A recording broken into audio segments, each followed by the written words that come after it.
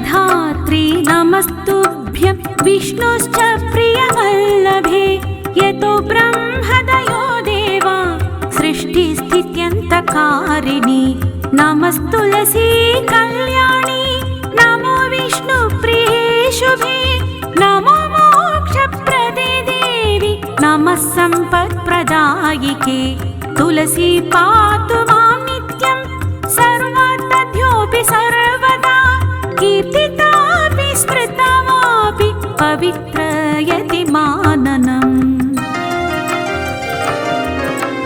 नमामि शिरसां देवीं तुलसीं विलग्नमं यां दृष्ट्वा पापिनो मर्त्या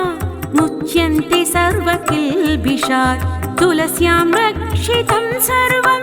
जगदेति चराचरं या विनिहन्ति पापानि दृष्ट्वा वा पापिभिर्नरै समस्तुलस्यति तत्त्वा यस्यै बद्धाञ्जलिं कथा कलयन्ति सुखं सर्वं स्त्रियो वश्यास्तथा परे तुलस्या नापरं किञ्चित् दैवतं जगति तले यथा पवित्रितो लोको विष्णुसङ्घेन वैष्णव तुलस्या पल्लवं विष्णु शिरस्यारोपितं कलौ आरोपयति सर्वाणि श्रेयांसि परमस्तके तुलस्यां सकला देवा वसन्तीं सततं यत् अतस्तामर्चये लोके सर्वान् देवान् समर्चयन् नमस्तुलसी सर्वज्ञे पुरुषोत्तमवल्लभे पाहि मां सर्वपापेभ्यः सर्वसम्पत्प्रदायिके इति स्तोत्रं पुरा गीतं पुण्डरीकेण धीमता विष्णुमर्चयतां नित्यं शोभनैस्तुलसीदलै तुलसी श्रीर्महालक्ष्मी विद्या विद्या यशस्विनी धर्मा धर्मानना देवी देवदेव मनप्रिया लक्ष्मी प्रिय सखी देवी द्वैर्भूमिरचलचला षोडशैतानि नामानि तुलस्या कीर्तयन्नरः लभते सुतरां भक्तिमन्ति विष्णुपदं लभे तुलसी भूर्महालक्ष्मी पद्मिनी श्रीर्हरिप्रिया तुलसी श्रीसखि शुभे पापहारिणि पुण्यदे नमस्ते नारदनुते नारायण मनप्रिये नारायण मनप्रिये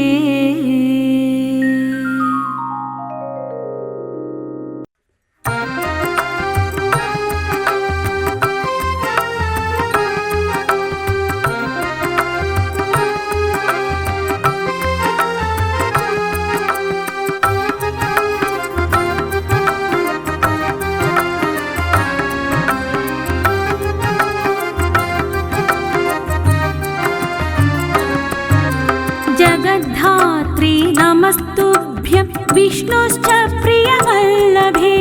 यतो ब्रह्मदयो देवा सृष्टिस्थित्यन्तकारिणी नमस्तुलसी कल्याणी नमो विष्णुप्रिये शुभे नमो मोक्षप्रदे देवी नमः सम्पत्प्रदायिके तुलसी पातु मां नित्यं सर्वतध्योऽपि सर्वदा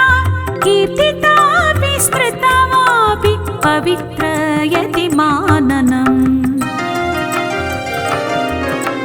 नमामि शिरसां देवीं तुलसीं विलग्नमं यां दृष्ट्वा पापिनो मर्त्या मुच्यन्ते सर्वकिल्बिषात् तुलस्यां रक्षितं सर्वं जगदेति चराचरं या विनिहन्ति पापानि दृष्ट्वा वा पापिभिर्नरै समस्तुलस्यति तत्त्वा यस्यै बद्धाञ्जलिं कथा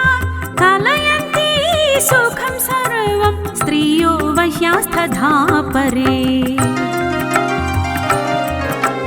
तुलस्या नापरं किञ्चित् दैवतं जगति तले यथा पवित्रितो लोको विष्णुसङ्घेन वैष्णव तुलस्या पल्लवं विष्णु शिरस्यारोपितं कलौ आरोहयति सर्वाणि श्रेयांसि परमस्तके तुलस्यां सकला देवा वसन्तीं सततं यत अतस्तामर्चये लोके सर्वान् देवान् समर्चयन् नमस्तुलसी सर्वज्ञे पुरुषोत्तमवल्लभे पाहि मां सर्वपापेभ्यः सर्वसम्पत्प्रदायिके इति स्तोत्रं पुरा गीतं पुण्डरीकेण धीमता विष्णुमर्चयतां नित्यं शोभनैस्तुलसीदलै तुलसी श्रीर्महालक्ष्मीर्विद्या विद्या यशस्विनी धर्मा धर्मानना देवी देवदेव मनप्रिया लक्ष्मी प्रिय सखी देवी द्वैर्भूमिरचलचला षोडशैतानि नामानि तुलस्या कीर्तयन्नरः लभते सुतरां भक्तिमन्ते विष्णुपदं लभे तुलसीर्भूर्महालक्ष्मी पद्मिनी श्रीर्हरिप्रिया तुलसी श्रीसखि शुभे पापहारिणि पुण्यदे नमस्ते नारदनुते नारायण मनप्रिये नारायण मनप्रिये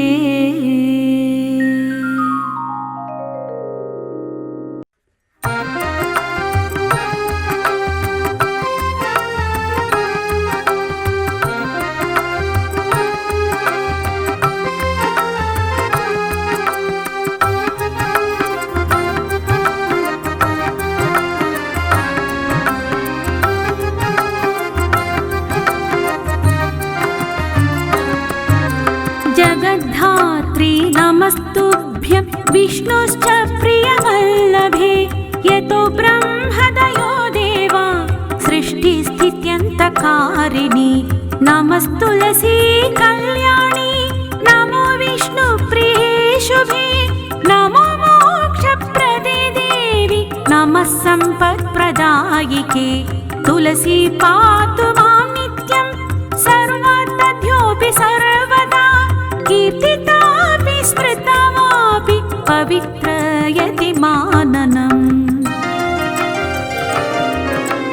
नमामि शिरसां देवीं तुलसीं विलग्नमत्यां दृष्ट्वा पापिनो मर्त्या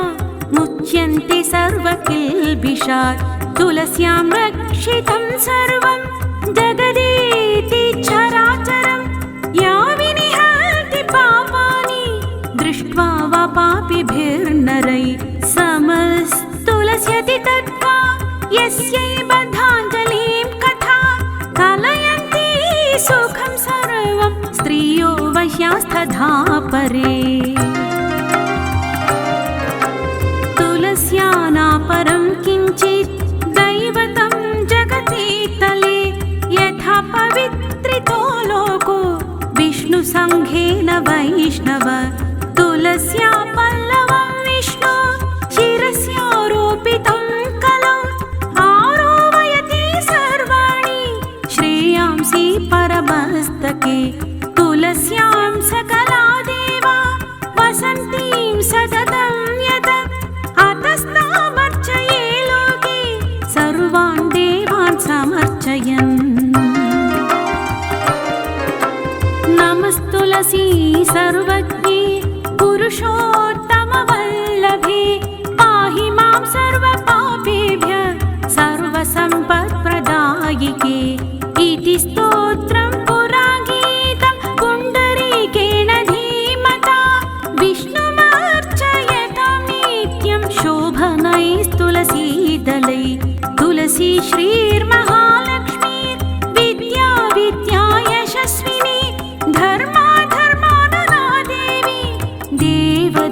देव मनप्रिया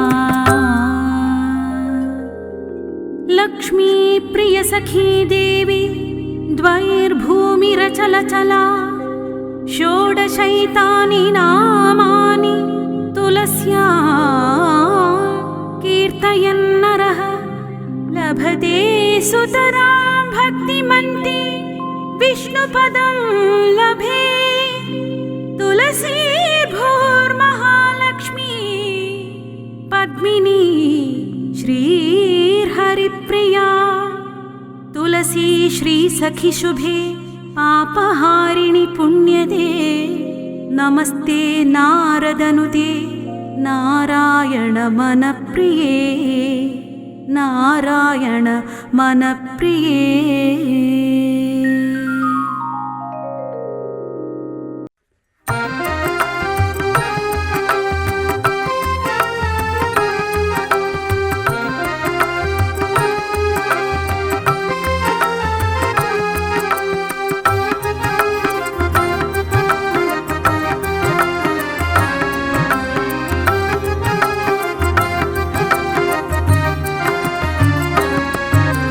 जगद्धात्री नमस्तुभ्यं विष्णुश्च प्रियवल्लभे यतो ब्रह्मदयो देवा सृष्टिस्थित्यन्तकारिणी नमस्तुलसी कल्याणी नमो विष्णुप्रिये शुभे नमो मोक्षप्रदे देवी नमः सम्पत्प्रदायिके तुलसी पातु मां नित्यं सर्वतद्योऽपि सर्वदा कीर्तितापि स्मृतमापि पवित्रयति माननम्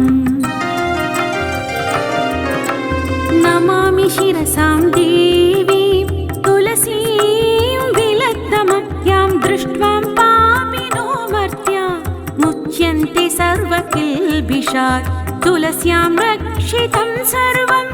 जगदेति चराचरं या विनिहन्ति पापानि दृष्ट्वा वा पापिभिर्नरै समस्तुलस्यति तद्वा यस्यै बद्धाञ्जलिं कथा कलयन्ति सुखं सर्वं स्त्रियो वश्यास्तथा परे तुलस्या नापरं किञ्चित् दैवतं जगति तले यथा पवित्रितो लोको विष्णुसङ्घेन वैष्णव तुलस्या पल्लवं विष्णु शिरस्यारोपितं कलौ आरोहयति सर्वाणि श्रेयांसि परमस्तके तुलस्यां सकला देवा वसन्तीं सततं यत अतस्तामर्चये लोके सर्वान् देवान् समर्चयन् नमस्तुलसी सर्वज्ञे पुरुषोत्तमवल्लभे पाहि मां सर्वपापेभ्यः सर्वसम्पत्प्रदायिके इति स्तोत्रं पुरा गीतं पुण्डरीकेण धीमता विष्णुमर्चयतां नित्यं शोभनैस्तुलसीदलै तुलसी श्रीर्महालक्ष्मी विद्या विद्या यशस्विनी धर्मा धर्मानना देवी देवदेव मनप्रिया लक्ष्मी प्रिय सखी देवी द्वैर्भूमिरचलचला षोडशैतानि नामानि तुलस्या कीर्तयन्नरः लभते सुतरां भक्तिमन्ति विष्णुपदं लभे तुलसीर्भूर्महालक्ष्मी पद्मिनी श्रीर्हरिप्रिया तुलसी श्रीसखि शुभे पापहारिणि पुण्यदे नमस्ते नारदनुते नारायण मनप्रिये नारायण मनप्रिये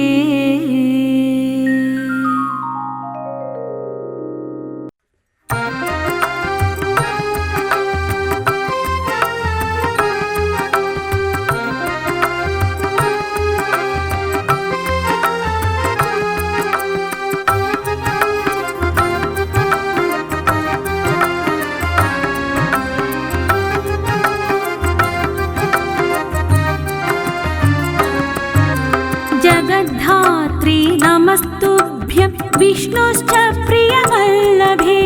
यतो ब्रह्मदयो देवा सृष्टिस्थित्यन्तकारिणि नमस्तुलसी कल्याणी नमो विष्णुप्रिये शुभे नमो मोक्षप्रदे देवी नमः सम्पत्प्रदायिके तुलसी पातु मां नित्यं सर्वतध्योऽपि सर्वदा कीर्तितापि स्मृतवापि पवित्रयति माननम् नमामि शिरसां देवीं तुलसीं विलग्नमं यां दृष्ट्वा पापिनो मर्त्या मुच्यन्ते सर्वकिल्बिषात् तुलस्यां रक्षितं सर्वं जगदेति चराचरं या विनिहन्ति पापानि दृष्ट्वा वा पापिभिर्नरै समस्तुलस्यति तद्वा यस्यै बद्धाञ्जलिं कथा कलयन्ति सुखं सर्वं स्त्रियो वश्यास्तथा परे तुलस्या नापरं किञ्चित् दैवतं जगति तले यथा पवित्रितो लोको विष्णुसङ्घेन वैष्णव तुलस्या पल्लवं विष्णु शिरस्यारोपितं कलौ आरोपयति सर्वाणि श्रेयांसि परमस्तके तुलस्यां सकला देवा वसन्तीं सततं यत्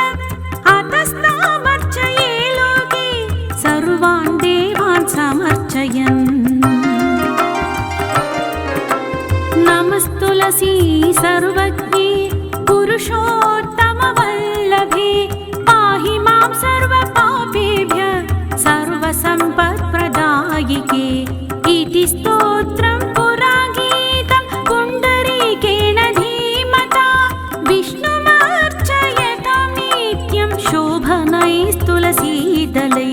तुलसी श्रीर्महालक्ष्मीर्विद्या विद्या यशस्विनी धर्माधर्मानना देवी देवदेव मनप्रिया लक्ष्मी प्रियसखी देवी द्वैर्भूमिरचलचला षोडशैतानि नामानि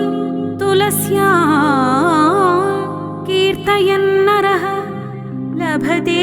सुतरां भक्तिमन्ति विष्णुपदं लभे तुलसी भूर्महालक्ष्मी पद्मिनी श्रीर्हरिप्रिया तुलसी श्रीसखि शुभे पापहारिणि पुण्यदे नमस्ते नारदनुते नारायण मनप्रिये नारायण मनप्रिये।